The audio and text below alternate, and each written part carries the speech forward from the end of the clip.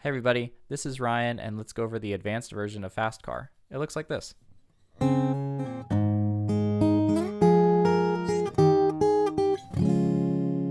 Now, this is completely optional. You do not have to use this riff at all in FastCar.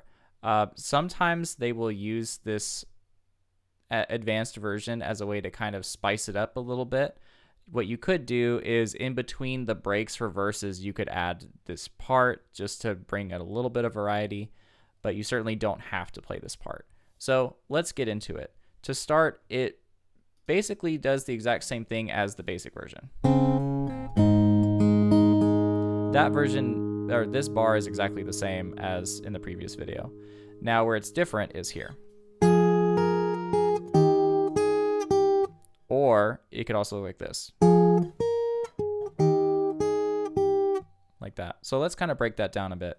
We are starting at our E minor 10th chord. So, well, we're calling it that. It's going to be the first finger 8th fret on the A, and then pinky on the 9th fret of the B. It's just those two notes right there. That's a 10th chord. Now, one way to do it that's easier is like this.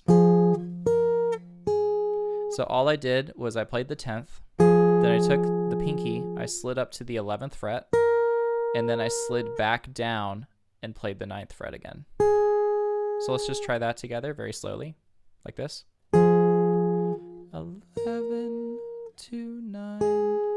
One more time.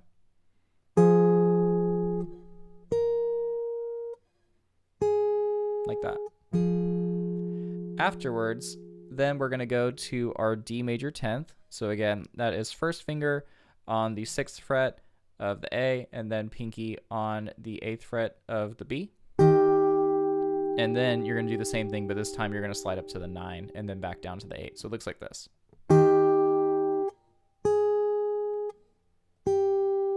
Try it with me. And you can lift up your first finger when you do the slide, or you can keep it down like this to make it sound more legato. So that's one way to do it. Now the other way to do it that I really like is instead of using my first finger for this 8th fret on the A, I'll use my middle finger here.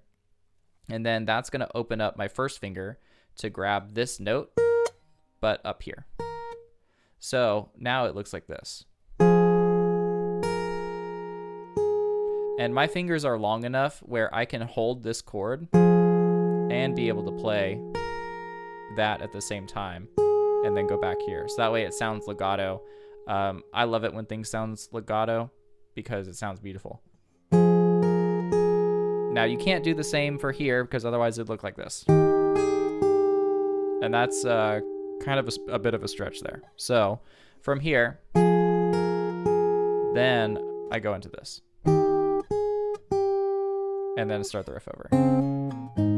So let's not worry about the first bar. Let's worry about this second bar more. So let's try practicing it very slowly, like.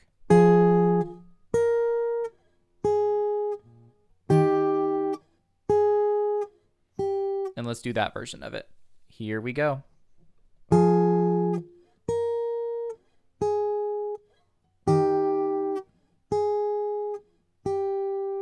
One more time.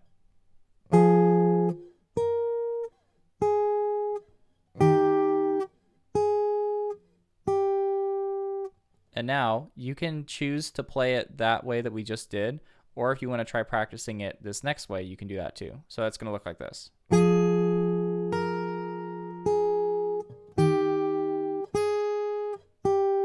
Go ahead and play it with me.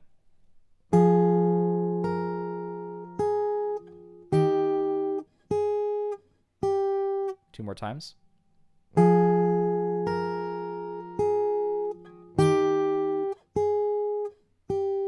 One more time.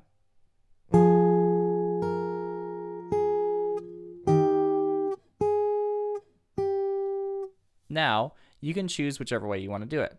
So let's do the first bar, now going into the second bar, and let's do it about that fast. Here we go.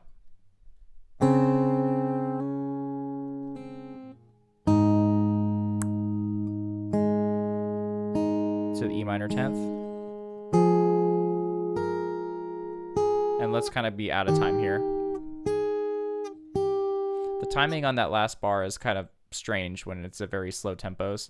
We have a dotted eighth, eighth pattern, which is very similar to a millennial pattern is what I like to call it. But let's try it again. Same tempo, very slowly, and let's just do those as eighth notes. Here we go.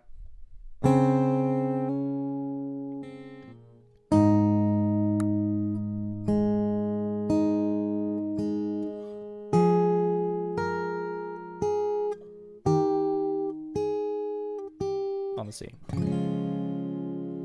Again, this version of how to play the riff is completely optional. I find that it's hard for me to sing this song and play that version of the riff at the same time. So I'll use it whenever there's like a break in the song. So anyway, that's how you play the more advanced version of this riff, and I will catch y'all in the practice video.